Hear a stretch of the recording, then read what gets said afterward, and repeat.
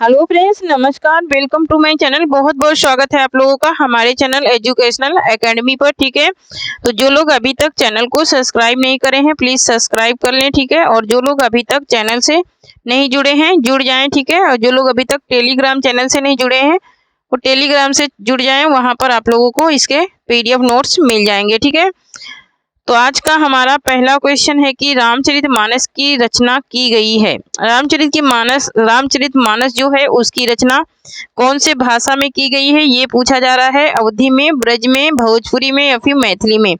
तो रामचरितमानस की रचना किस में की गई थी? तो अवधी भाषा में की गई थी रामचरितमानस की रचना। ठीक है, और ये किसने, रामचरितमानस के रचनाकार कौन है? तो तुलसीदास हैं। ठीक है, रचनाकार कौन है इसके? तुलसीदास हैं। किसके? रामचरितमानस के। ठीक है, और इसकी रचना विधा क्या है? तो यह एक क्या है? यह एक महाकाव्य है। ठीक है, यह एक महाकाव्य है। अवधी भाषा में ये लिखा गया है रामचरितमानस। ठीक है, तो इसके रचनाकार हैं कौन? नेक्स्ट क्वेश्चन है हमारा कि लोकआयतन किस कवि की रचना है? लोकआयतन पूछ रहा है। लोकआयतन किस कवि की रचना है? सोहनलाल द्विवेदी की, सुमित्रानंद पंत की, श्रीधर पाठक की या फिर महादेवी वर्मा की। ठीक है, तो ये किसकी रचना है ये पूछ रहा है। तो ये है किसकी रचना? ऑप्शन नंबर बी राइट हो जाएगा। ये सुमित्रानंद पंत की रचना है। किसकी है? सुमित्रानंद पंत की रचना है। सुमित्रानंद पंत का जन्म कहाँ हुआ था ये पूछ रहा है। सुमित्रानंद पंत का जन्म कहाँ हुआ था? भवाली में, कौसानी में, नैनीताल में या फिर अल्मोड़ा में। कहाँ पर हुआ था सुमित्रानंद पंत का जन्म? तो सुमित्रानंद पंत का जन्म जो हुआ था वो हुआ था कहाँ पर? कौसानी में हुआ था सुमित्रानंद पंत का जन्म। कहाँ पर हुआ था? कौसानी में। नेक्स्ट क्वेश्चन है हमारा कि बीजक किसकी रचना है? बीजक किसकी रचना है? सूरदास की, तुलसीदास की, कबीरदास की या फिर जयसी की। ठीक है, किसकी रचना है बीजक ये पूछ रहा है। तो यहाँ पर इसका राइट आंसर क्या हो जाएगा? बीजक के रचनाकार कौन है? तो कबीरदास हैं। कौन है? कबीरदास हैं बीजक के रचना का। नेक्स्ट क्वेश्चन है कि सूरदास ने किस भाषा में सूरसागर की रचना की? अवधी में, ब्रजभाषा में, खड़ी बोली में या फिर राजस्थानी में। ठीक है, तो सूरदास ने किस भाषा में सूरदास की रचना की ये पूछ रहा है। तो ये रचना इन्होंने की थी किसमें? ऑप्शन नंबर बी राइट हो जाएगा। ब्रज भाषा में सूरसागर की रचना की थी। किसमें? ब्रज भाषा में सूरसागर की रचना की थी। नेक्स्ट क्वेश्चन है कि घनानंद को किस युग का कवि माना जाता है? घनानंद को किस युग का कवि माना जाता है? आदिकाल का, भक्ति काल का, रीतिकाल का या फिर भारतेंदु काल का। ये किस काल के कवि हैं घनानंद? ठीक है, तो घनानंद किस काल के कवि हैं ये पूछ रहा है। तो यहाँ पर इसका राइट आंसर हो जाएगा ऑप्शन नंबर सी, रीतिकाल के कवि हैं घनानंद। ठीक है, किस काल के कवि हैं? तो रीतिकाल के कवि हैं। नेक्स्ट क्वेश्चन है कि निम्न में से किस पत्रिका का संबंध इलाहाबाद से है? किस पत्रिका का संबंध इलाहाबाद से है? ब्राह्मण का, हिंदी प्रदीप का, समन्वय का या फिर माधुरी का। ठीक है, तो ब्राह्मण किसकी पत्रिका है? तो ये है प्रताप नारायण मिश्र की। ठीक है, प्रदीप किसकी है? बालकृष्ण भट्ट की है। समन्वय किसका है? तो ये निराला का है। ठीक है, तो यहाँ पर हिंदी प्रदीप का जो संपादन होता था, संबंध जो है ये इलाहाबाद से है। ठीक है, हिंदी प्रदीप का संबंध कहाँ से है? तो ये इलाहाबाद से है। ठीक है, इलाहाबाद से है हिंदी प्रदीप का संबंध। ये ब्राह्मण मैंने बताया प्रताप नारायण मिश्र का। समन्वय किसका है? समन्वय है निराला का। ठीक है, माधुरी किसका है ये आपको बताना है। माधुरी पत्रिका किसकी है ये आपको बताना है। ठीक है, आपको कमेंट में बताना है कि माधुरी पत्रिका किसकी है। ठीक है, नेक्स्ट क्वेश्चन देखेंगे। नेक्स्ट है कि सरस्वती पत्रिका के संपादक कौन थे? सरस्वती पत्रिका के संपादक कौन थे? भारतेंदु हरिश्चंद्र, बालकृष्ण भट्ट, महावीर प्रसाद द्विवेदी या फिर बाल मुकुंद गुप्त। कौन थे? तो यहाँ पर इसका राइट आंसर क्या हो जाएगा? ऑप्शन नंबर सी, यहाँ पर महावीर प्रसाद द्विवेदी है। किसके? सरस्वती पत्रिका के संपादक। ठीक है, महावीर प्रसाद द्विवेदी। नेक्स्ट क्वेश्चन हमारा कि रामचरितमानस में कांड का सही क्रम है। ठीक है, यहाँ पर ये मोस्ट इंपोर्टेंट क्वेश्चन है। रामचरितमानस के जो कांड हैं, 7 कांड हैं इनके। ठीक है, 7 कांडों का सही क्रम पूछ रहा है। 7 कांडों का सही क्रम क्या है ये पूछ रहा है। ठीक है, तो यहाँ पर इसका राइट आंसर क्या हो जाएगा? इसके सही क्रम कौन से हैं? किसके? रामचरितमानस के। ठीक है, रामचरितमानस एक महाकाव्य है और इसमें 7 कांड हैं। तो पहला क्रम इसका इसका सही क्रम क्या हो जाएगा? ऑप्शन नंबर बी, पहले बाल कांड, फिर अयोध्या कांड, फिर सुंदर कांड, फिर लंका कांड, है ना। ये सारे कांडों के बाद राम ने क्या किया था? लंका को क्या किया था? जलाया था। नेक्स्ट क्वेश्चन है कि अमृतलाल नागर के किस उपन्यास में गोस्वामी तुलसीदास की जीवनी को आधार बनाया गया है? ठीक है, गोस्वामी तुलसीदास की जीवनी को आधार अमृतलाल नागर का कौन सा उपन्यास है जो गोस्वामी तुलसीदास के जीवन को लेकर के लिखा गया है? बूंद और समुद्र, सुहाग के नूपुर, मानस का हंस, या फिर अमृत और विष? किसमें इनको आधार बनाया गया है? तो मानस के हंस में, मानस के हंस में। नेक्स्ट क्वेश्चन है कि मेरी तिब्बत यात्रा के रचनाकार कौन है? मेरी तिब्बत यात्रा के रचनाकार कौन है? श्री राम शर्मा है, बनारसी दास चतुर्वेदी हैं, महादेवी वर्मा है, या फिर राहुल संकृत्यायन है। ठीक है, तो मेरी तिब्बत यात्रा के रचनाकार कौन है ये पूछ रहा है, तो ऑप्शन नंबर डी राइट हो जाएगा।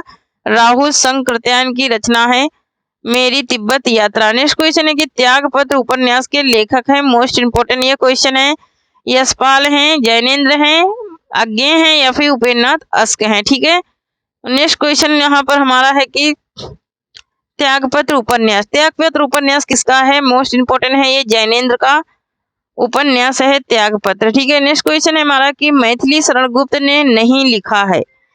मैथिली शरण गुप्त में क्या नहीं लिखा है? तुम्हारा क्वेश्चन क्या है कि मैथिली शरण गुप्त ने नहीं लिखा, क्या नहीं लिखा? साकेत, कामायनी, जयद्रथ वध, या फिर यशोधरा, क्या इनकी रचना नहीं है ये पूछ रहा है। ठीक है, कौन सी रचना नहीं है? तो कामायनी इनकी नहीं है। ये किसकी है? तो ये जयशंकर प्रसाद का महाकाव्य है कामायनी। ठीक है, महाकाव्य है, इसमें 15 सर्ग हैं। नेक्स्ट क्वेश्चन है हमारा कि हिंदी भाषा का पहला प्रमाणिक ग्रंथ कौन सा है? हिंदी भाषा का पहला प्रमाणिक ग्रंथ कौन सा है?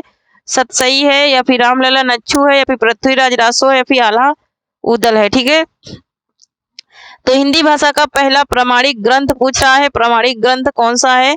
तो पहला प्रमाणिक ग्रंथ है क्या? पृथ्वीराज रासो। पृथ्वीराज रासो है पहला प्रमाणिक ग्रंथ, है ना। कुछ विद्वानों ने इसे अप्रमाणिक भी माना है। नेक्स्ट है कि मधुशाला के लेखक हैं, मधुशाला के लेखक कौन है? निराला हैं, सूरदास हैं, बच्चन सिंह हैं, या फिर जयसिंह हैं। ठीक है, तो मधुशाला, मधुबाला, मधुकलश ये किसकी रचना है ना। क्रम में बता रही हूँ, ये हरिवंश राय बच्चन की रचना है मधुशाला। ठीक है, नेक्स्ट क्वेश्चन है कि महादेवी वर्मा को किस पुस्तक पर ज्ञानपीठ पुरस्कार मिला था? महादेवी वर्मा जो हैं इनको किस पुस्तक पर इनको ज्ञानपीठ पुरस्कार मिला था, या फिर कह लीजिए किस रचना पर मिला था? क्या नीरजा पर, या फिर निहार पर, या फिर रश्मि पर, या फिर यामा पर? ज्ञानपीठ पुरस्कार की बात हो रही तो यामा पर मिला था। कब मिला था? तो 1982 में मिला था। ठीक है, 1982 ईस्वी में मिला था। नेक्स्ट क्वेश्चन है कि इनमें से कौन भक्तिकालीन कवि नहीं है? कौन से भक्तिकालीन कवि नहीं है? बिहारी, सूरदास, कबीरदास, तुलसीदास। कौन से कवि हैं जो भक्तिकालीन कवि नहीं है? नहीं पूछ रहा है, तो यहाँ पर इसका राइट आंसर क्या हो जाएगा? भक्तिकालीन कवि पूछ रहा है तो बिहारी नहीं है, बिहारी रीतिकालीन कवि हैं, भक्तिकालीन नहीं है। ठीक है, बिहारी कैसे कवि हैं? रीतिकालीन कवि हैं, ये भक्तिकालीन कवि नहीं है। नेक्स्ट क्वेश्चन है हमारा कि कामायनी महाकाव्य के रचयिता कौन है? तो इसका तो आंसर मैं पहले बता ही चुकी हूँ। ठीक है, सूरदास हैं, प्रेमचंद हैं, जयशंकर प्रसाद हैं, फिर कबीरदास है ना। तो जल्दी से आंसर दे दीजिए क्योंकि आंसर मैं बता चुकी हूँ इसका पहले ही। तो यहाँ पर ऑप्शन नंबर सी राइट हो जाएगा, जयशंकर प्रसाद है। कौन है? तो जयशंकर प्रसाद की ये रचना है। नेक्स्ट क्वेश्चन है कि राम वृक्ष बेनीपुरी की रचना माटी की मूर्ति किस साहित्यिक विधा से संबंधित है? तो हमारी अगर विधाओं वाली आप लोग प्रैक्टिस किए होंगे, जो अलग अलग विधाओं की प्रैक्टिस पड़ी है हमारे चैनल पे, तो आप लोगों को पता चल गया होगा। ठीक है, रेखा चित्र है, नाटक है, यात्रा वृत्तांत है, या फिर उपन्यास है। तो जो लोग अभी विधाओं वाली नहीं देखे हैं तो ये क्या है? ये रेखा चित्र है, माटी की मूर्ति, राम वृक्ष बेनीपुरी का। नेक्स्ट क्वेश्चन है कि नगरी प्रचारी सभा की स्थापना किस युग में हुई? नगरी प्रचारी सभा जो थी काशी में, ठीक है, उसकी स्थापना किस युग में हुई? ये बोल रहा है भारतेंदु युग में, द्विवेदी युग में, छायावाद युग में, या फिर छायावादोत्तर युग में। ठीक है, किस युग में हुई थी ये पूछ रहा है, तो ये भारतेंदु युग में इसकी स्थापना हुई थी। नगरी प्रचारी सभा की कब हुई थी? तो 1893 में। कब हुई थी? 1893 ईस्वी में हुई थी। ठीक है, 1893 ईस्वी में ये हुई थी। ठीक है, नेक्स्ट क्वेश्चन देखेंगे। नगरीय पचाड़ी सभा की स्थापना 1893 ईस्वी में हुई थी। 1850 से 1900 ईस्वी इसका समय है। भारतेंदु युग का हिंदी का पहला मौलिक उपन्यास क्या है, कौन सा है? मोस्ट इंपोर्टेंट ये क्वेश्चन है। हिंदी का पहला मौलिक उपन्यास परीक्षा गुरु, आनंद मठ, गबन या फिर तितली। तो यहाँ पर इसका राइट आंसर क्या हो जाएगा? ऑप्शन नंबर ए हो जाएगा, परीक्षा गुरु है, श्रीनिवास दास का है ये। ठीक है, श्रीनिवास दास का है। आनंद मठ किसका है? कमेंट में बताना। गबन और तितली, तितली किसका है? तो जयशंकर प्रसाद का उपन्यास है। ठीक है, गबन किसका है? तो प्रेमचंद का। नेक्स्ट क्वेश्चन है कि साकेत महाकाव्य के रचयिता हैं। साकेत महाकाव्य के रचयिता कौन है? जयशंकर प्रसाद हैं, सुमित्रानंद पंत है, मैथिली शरण गुप्त हैं या फिर नागार्जुन है। ठीक है, यहाँ पर इसका राइट आंसर क्या हो जाएगा? साकेत महाकाव्य के रचयिता, साकेत महाकाव्य के रचयिता कौन है? तो मैथिली शरण गुप्त है। ठीक है, नेक्स्ट है कि द्विवेदी युगीन रचना जय भारत के रचनाकार हैं। द्विवेदी युग की ये रचना है जय भारत, और इसके रचनाकार कौन है ये पूछ रहा है। मैथिली शरण गुप्त हैं, महावीर प्रसाद द्विवेदी हैं, बाल मुकुंद गुप्त हैं या फिर श्रीधर पाठक हैं। ठीक है, तो यहाँ पर इसका राइट आंसर क्या हो जाएगा ये पूछ रहा है। ठीक है, द्विवेदी युगीन, तो द्विवेदी युगीन मैथिली शरण गुप्त की ये रचना है जय भारत। नेक्स्ट क्वेश्चन हमारा कि निम्नलिखित में से कौन सा हिंदी साहित्य का काल विभाजन नहीं है? हिंदी साहित्य का काल विभाजन कौन सा नहीं है ये पूछ रहा है। ठीक है, आधुनिक काल, भक्ति काल या फिर रीति काल या फिर संयुक्त काल। तो हिंदी साहित्य का काल विभाजन किसमें हुआ है? आदिकाल में ही हुआ था। ठीक है, तो यहाँ पर ऑप्शन नंबर डी राइट हो जाएगा, संयुक्त काल। संयुक्त काल का कोई भी काल नहीं है। नेक्स्ट क्वेश्चन है हमारा कि सूरदास के गुरु कौन थे? सूरदास के गुरु कौन थे? रामानंद, रामदास, बल्लभाचार्य या फिर विठलनाथ। ठीक है, सूरदास के गुरु पूछ रहा है। ठीक है, तो यहाँ पर इसका राइट आंसर क्या हो जाएगा? ऑप्शन नंबर सी हो जाएगा, बल्लभाचार्य है सूरदास के गुरु। रामानंद किसके गुरु हैं? तो कबीरदास के हैं। नेक्स्ट क्वेश्चन है कि निम्नलिखित में कौन ज्ञानाश्रयी शाखा के कवि हैं? कौन से ज्ञानाश्रयी शाखा के कवि हैं? रहीमदास, जयसी, कबीरदास या फिर तुलसीदास। ठीक है, कौन से ज्ञानाश्रयी शाखा के कवि हैं ये पूछ रहा है। तो यहाँ पर इसका राइट आंसर हो जाएगा कबीरदास। कबीरदास क्या है? ज्ञानाश्रयी शाखा के कवि हैं। ठीक है, नेक्स्ट क्वेश्चन है हमारा कि पृथ्वीराज रासो किस काल की रचना है? पृथ्वीराज रासो किस काल की रचना है? आदिकाल की, रीति काल की, भक्ति काल की या फिर आधुनिक काल की। ठीक है, ये किस काल की रचना है ये पूछ रहा है। तो यहाँ पर इसका राइट आंसर हो जाएगा हमारा क्या? ऑप्शन नंबर आ हो जाएगा, ए हो जाएगा, आदिकाल की रचना है। नेक्स्ट क्वेश्चन है हमारा कि हंस पत्रिका के संपादक थे। हंस पत्रिका के संपादक कौन थे? प्रेमचंद थे, निराला थे, धर्मवीर भारती थे या फिर अज्ञे थे। ठीक है, इसके संपादक कौन थे ये पूछ रहा है हंस के। ठीक है, तो हंस पत्रिका किसकी थी? मोस्ट इंपोर्टेंट ये भी क्वेश्चन है। ये प्रेमचंद की पत्रिका है हंस। ठीक है, निराला की पत्रिका कौन सी है? और कमेंट में बताना, धर्मवीर भारती की और अज्ञे की। ठीक है, इन लोगों ने कौन सी पत्रिका का संपादन किया? ठीक है, ये आपको बताना है कमेंट में। ठीक है, नेक्स्ट क्वेश्चन देखेंगे। नेक्स्ट है प्रेमचंद के अधूरे उपन्यास का नाम है। प्रेमचंद के अधूरे उपन्यास का नाम क्या है? गबन है, रंगभूमि है, मंगलसूत्र है या फिर सेवा सदन है। ठीक है, यहाँ पर इसका राइट आंसर क्या हो जाएगा? प्रेमचंद के अधूरे उपन्यास का पूछ रहा है। ठीक है, तो प्रेमचंद के अधूरे उपन्यास का नाम बताना है। तो यहाँ पर ऑप्शन नंबर सी राइट हो जाएगा, मंगलसूत्र है। नेक्स्ट क्वेश्चन है कि रीतिकाल का अन्य नाम है। रीतिकाल का अन्य क्या नाम है? स्वर्णकाल है, उद्भव काल है, संगार काल है या फिर संक्रांति काल है। ठीक है, तो रीतिकाल का अन्य नाम पूछ रहा है। वैसे तो कुछ विद्वानों ने इसके अलग अलग नाम भी दिए हैं रीतिकाल के, लेकिन ये संगार काल इसका नाम है, अन्य नाम रीतिकाल का। ठीक है, रीतिकाल का अन्य नाम क्या है? तो संगार काल नाम से भी जाना जाता है रीतिकाल को, क्योंकि यहाँ पर रसवादी आचार बहुत ज्यादा हैं। नेक्स्ट क्वेश्चन है कि ठेठ हिंदी का ठाठ किसकी रचना है? ज्योतिषो ठाकुर की, हरिओद की, किशोरी दास वाजपेयी की या फिर चंद्र शर्मा गुलेरी की। ठीक है, तो यहाँ पर ठेठ हिंदी का ठाठ ये क्या है, ये उपन्यास विधा की रचना है, ठीक है। और ठेठ हिंदी में ये लिखा गया है, ठीक है, ठेठ हिंदी में लिखा गया है, हरिओद की ये रचना है, ठीक है। किसका है ये, हरिओद का उपन्यास है, ठीक है। नेक्स्ट क्वेश्चन है कि सुमित्रा नंदन पंत को किस कृति पर ज्ञानपीठ पुरस्कार मिला। सुमित्रा नंदन पंत को किस कृति पर ज्ञानपीठ पुरस्कार मिला, स्वरधूलि पर, लोकायतन पर, या फिर युगवाणी पर, या फिर चितांबरा पर, ठीक है। सुमित्रा नंदन पंत को पूछ रहा है और किसकी बात कर रहा है, ज्ञानपीठ पुरस्कार की। तो चितांबरा पर मिला था 1968 में, चितांबरा पर इनको मिला था 1968 में। नेक्स्ट क्वेश्चन है कि गबन किसकी रचना है।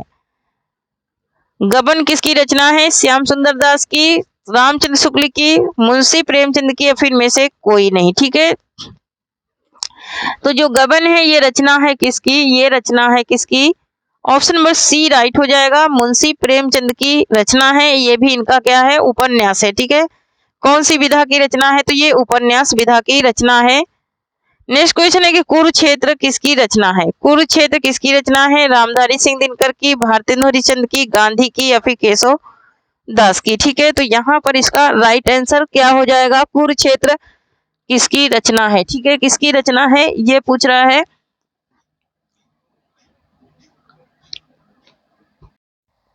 नेक्स्ट क्वेश्चन है कि चित्रलेखा किसकी रचना है, यशपाल की, भगवती चरण वर्मा की, सुमित्रानंद पंत की, या फिर अमृतलाल नागर की, ठीक है। तो ये चित्रलेखा किसकी रचना है ये पूछ रहा है। तो यहाँ पर इसका राइट आंसर हो जाएगा हमारा ऑप्शन नंबर बी, भगवती चरण वर्मा की रचना है चित्रलेखा, ठीक है। नेक्स्ट है कि यामा किसकी रचना है, मीराबाई की, महादेवी वर्मा की, सुभद्रा कुमारी चौहान की, या फिर सुमित्रानंद पंत की। यामा है ना, यामा तो अभी अभी पढ़े हो, ठीक है, अभी भी मैंने इस पे पढ़ाया कि ज्ञानपीठ पुरस्कार किसको मिला था यामा पे, तो उन्हीं की ये रचना है, ठीक है। तो यामा किसकी रचना है, ये महादेवी वर्मा की रचना है यामा, ठीक है। और यह इनके क्या है, काव्य कृति है। नेक्स्ट क्वेश्चन है हमारा कि भक्तिकाल की रामाश्रयी शाखा के निम्नलिखित में से कौन से कवि हैं। भक्तिकाल के रामाश्रयी शाखा के निम्नलिखित में से कौन से कवि हैं, सूरदास है, मीराबाई हैं, जयसी हैं, फिर तुलसीदास हैं। तो यहाँ पर इसका राइट आंसर हो जाएगा हमारा क्या, ऑप्शन नंबर डी हो जाएगा, तुलसीदास हैं रामाश्रयी शाखा के कवि, ठीक है। नेक्स्ट क्वेश्चन देखेंगे। नेक्स्ट है कि नमक का दरोगा कहानी के लेखक हैं। मोस्ट इंपोर्टेंट क्वेश्चन है, नमक का दरोगा कहानी किसकी है, जयशंकर प्रसाद की है, प्रेमचंद की है, गुलाब राय की, या फिर रामचंद्र शुक्ल की है, ठीक है। तो ये नमक का दरोगा कहानी किसकी है, तो ऑप्शन नंबर बी राइट हो जाएगा, प्रेमचंद की है, ठीक है। नेक्स्ट क्वेश्चन है कि अपभ्रंश के प्रथम महाकवि कौन थे। अपभ्रंश के प्रथम महाकवि कौन थे। जो लोग मेरी कंटेंट की क्लासें नहीं देखे हैं देख लें जा करके, मेरे चैनल एजुकेशनल एकेडमी पे कंटेंट की क्लासें देखोगे तो आप लोगों को प्रैक्टिस बहुत ही इजी हो जाएगी, ठीक है। तो यहाँ पर इनका राइट आंसर हो जाएगा ऑप्शन नंबर बी, स्वयंभू है। कौन है, तो स्वयंभू है अपभ्रंश के प्रथम महाकवि, ठीक है। और जो लोग नेट जेआरएफ की तैयारी कर रहे हैं उनके लिए भी मैं क्लास स्टार्ट कर दी हूँ। नेक्स्ट क्वेश्चन है कि निगुण उपासक कवि हैं। निगुण उपासक कवि हैं, सूरदास हैं, केशवदास हैं, कबीरदास हैं, या फिर तुलसीदास हैं, ठीक है। निगुण उपासक कवि कौन है ये पूछ रहा है। तो निगुण उपासक कवि हैं हमारे कौन, कबीरदास हैं। नेक्स्ट क्वेश्चन है कि पद्मावत के रचयिता का नाम क्या है। पद्मावत के रचयिता कौन है, जयशंकर प्रसाद हैं, अज्ञेय हैं, जयसी हैं, फिर निराला हैं, ठीक है। तो यहाँ पर इसका राइट आंसर हो जाएगा हमारा क्या, ऑप्शन नंबर सी हो जाएगा, जयसी की रचना है पद्मावत, ठीक है। पद्मावत मेरा जब कंटेंट का क्लास पढ़ोगे तो पता चल जाएगा इसमें कौन सा नायक है, कौन सी नायिका है, किस भाषा शैली में लिखा गया है, ठीक है। सब कुछ उसमें पता चल जाएगा। नेक्स्ट क्वेश्चन है कि निम्नलिखित में से कौन सी रचना तुलसीदास की नहीं है। जानकी मंगल, रस विलास, रामाज्ञा प्रश्नावली, या फिर पार्वती मंगल, ठीक है। कौन सी रचना है जो तुलसीदास की नहीं है, तो रस विलास इनकी नहीं है। अच्छा, इनकी नहीं है तो ये किसकी है, तो ये देव की रचना है। ये किसकी रचना है, ये देव की रचना है। नेक्स्ट क्वेश्चन है कि रामचरितमानस की शैली है मुक्तक शैली, प्रबंध शैली, वर्णात्मक शैली, परमार्जित शैली, ठीक है। तो रामचरितमानस की जो शैली है वो कैसी है, वो है रामचरितमानस की शैली पूछ रहा है। तो रामचरितमानस की शैली है प्रबंध शैली, ठीक है। कैसी शैली है, तो प्रबंध शैली है। नेक्स्ट क्वेश्चन हमारा कि सूरदास की भक्ति किस भाव की थी।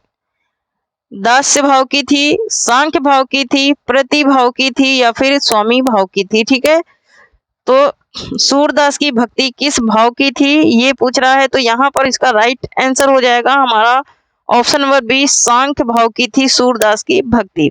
नेक्स्ट क्वेश्चन है कि निम्न में से किस पुस्तक में भ्रमर गीत का प्रसंग है।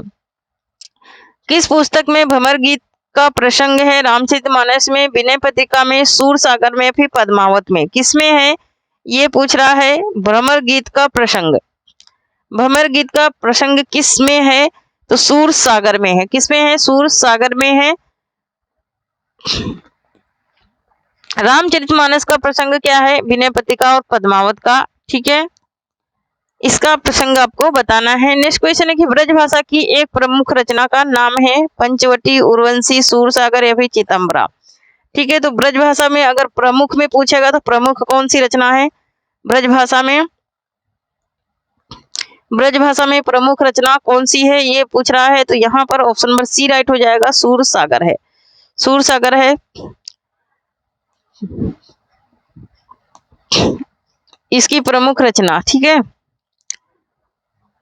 नेक्स्ट क्वेश्चन देखेंगे। नेक्स्ट है कि बाल चित्रण में कौन सा कवि श्रेष्ठ है? बाल चित्रण में रसखान, मीराबाई, सूरदास या फिर कबीरदास। बाल चित्रण जिन्होंने कृष्ण की बाल लीलाओं का चित्रण किया है उन्हीं की बात हो रही है, तो यहाँ पर इसका राइट आंसर क्या हो जाएगा हमारा option number C, Surdas. Surdas ने बहुत ही सुंदर ढंग से चित्रण किया है कृष्ण की लीलाओं का। नेक्स्ट क्वेश्चन है कि रीतिकालीन कवियों का मुख्य विषय है नायिका का स्वरूप, सौंदर्य चित्रण, भक्ति भावना, यथार्थ भावना या फिर वीरता का चित्रण। ठीक है, रीतकालीन कवियों का मुख्य विषय क्या था यही पूछ रहा है। यही बात इसमें पूछ रहा है कि सबसे ज्यादा जोर उसने किसमें दिया है, तो वो नायिका का स्वरूप सौंदर्य चित्रण में दिया है। नायिका के स्वरूप सौंदर्य चित्रण में इन्होंने सबसे ज्यादा जोर दिया है। नेक्स्ट क्वेश्चन है कि बिहारी सतसई के रचयिता कौन है? सूरदास, केशवदास, बिहारी लाल या फिर तुलसीदास। तो बिहारी सतसई के जो रचयिता हैं वो है कौन? वो हैं बिहारी लाल हैं। ठीक है, बिहारी लाल ही हैं, बिहारी सतसई के रचयिता बिहारी लाल हैं। तो थैंक यू फ्रेंड्स, आज के लिए इतना ही। तब तक के लिए जय हिंद, जय भारत।